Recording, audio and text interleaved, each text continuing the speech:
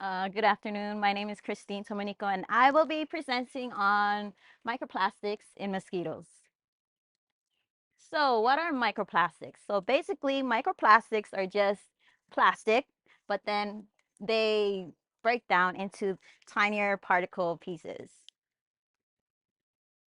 And plastic production has been increasing over decades of years, and it's because it's cheap and also it's versatile in ways that you can make literally anything out of plastic, like water bottles or pipette tips, and just daily household items. But these plastic, they accumulate over time and they go to or end up in places that we don't want them, just like our environments, but especially the ocean. So there have been past studies on microplastics in marine organisms such as fish, turtle, crustaceans, mollusks, echinoderms, and corals. But focusing back on my specific research, there's been less studies done on the microplastic ecotoxicological effects of microplastics within insects. And specifically for mine, there's only been 2 papers that have been published that focuses on the microplastic effects in mosquitoes. So mosquitoes, they occupy polluted aquatic ecosystems when they're larvae, and when they're adults, they occupy the terrestrial environment. And the influence of microplastics in mosquitoes is there's little much known about them, and so this study is important so that we can correctly analyze studies uh, that involves mosquitoes, just like the Wolbachia that Mehana was talking about. So why is this study important? Just like I said, it's important because mosquitoes are at the bottom of the food chain, and especially here in Kabainui, where we have lo'is and we have fish pond, um, the mosquitoes can get eaten up by the fishes, and it can get into, well, it can move up the food chain. But also, like Kabainui also has some plastic around the area, just like the plastic tarp over the soil.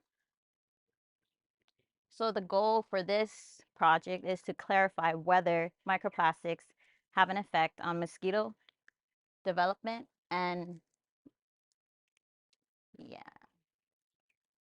mosquito development, and whether the microplastics are being transferred from one stage of mosquito to another. So for this study, we had 2 hypotheses. One was that mosquito development will slow and the development success rate will decline with increasing microplastic concentration. And smaller microplastics will be transvaginally transmitted from the larval stage to the adult stage at a greater rate.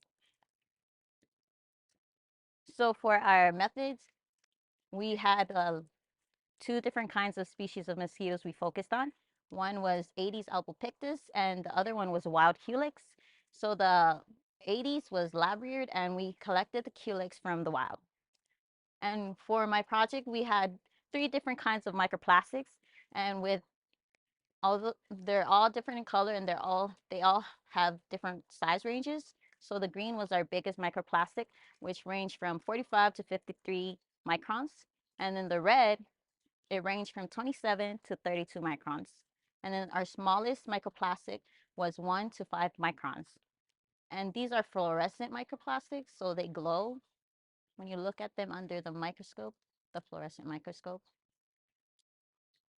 So we had a sacrificial experiment, meaning that we, because we were studying the developmental, or we were studying whether the microplastics were being transferred into one stage to another of the mosquito, we had to take for each stage that it went through, we had to take an individual out of each concentration in order to identify whether microplastics were being ingested at that stage. We had mesocosms, um, which mirrored natural habitats in the lab, We had 3 replicates, and we also had 4 different concentrations, which were control. And then we had 2,000 microplastics per milliliter, 200 microplastics per milliliter, and 20 microplastics per milliliter.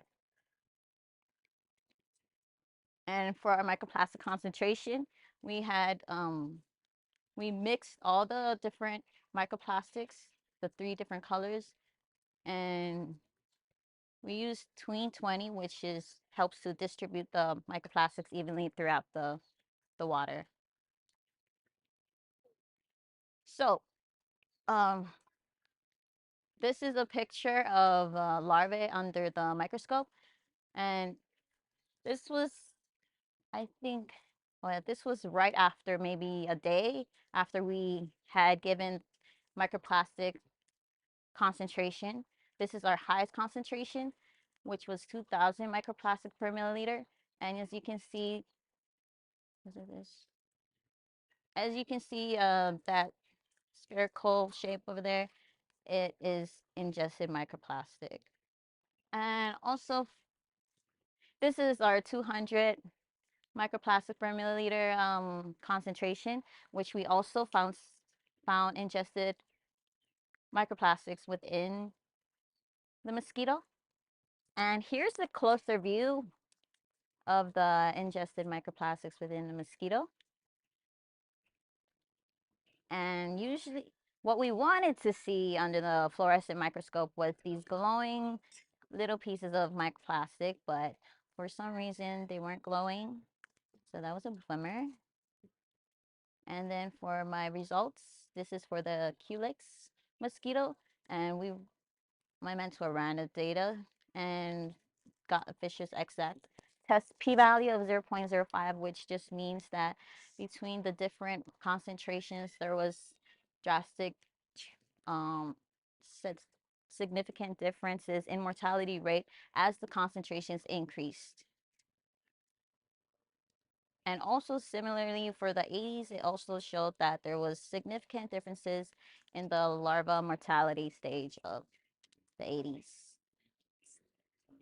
So for the results, overall, our data showed that concentrations from 200 microplastics per milliliter and above significantly did affect the mortality rates of both species of mosquitoes of Culex and Aedes in the first larval stage.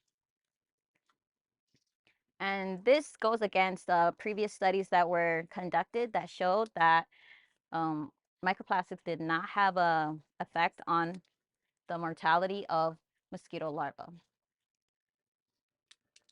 But this might have been because of the differences in our experimental methods, because we used a different microplastic material, and instead of waiting until the 4th last larval stage to add the microplastics in the mesocosms, we had the eggs hatch right away, and then right at that moment we